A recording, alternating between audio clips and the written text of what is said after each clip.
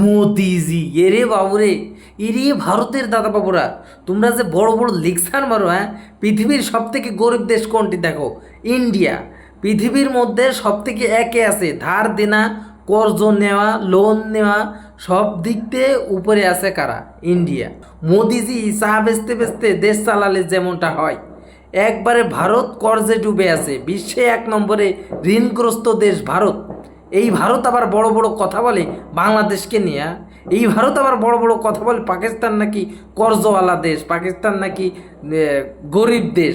হ্যাঁ, পরিশেষে বাবুরে, আমার যা মনে হয় এই ভারত এত পরিমাণ ধার দেনা হয়েছে শুধু টয়লেট করার জন্য।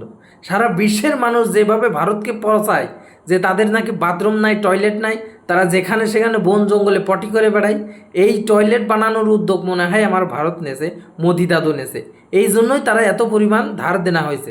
ভারতের দাদাবাবুরা এত বড় বড় কথা বলে, অথচ তারা হচ্ছে গরিব দেশ, তারা হচ্ছে কর্জওয়ালা দেশ, ধার দেনাওয়ালা, লোন নেওয়া দেশ।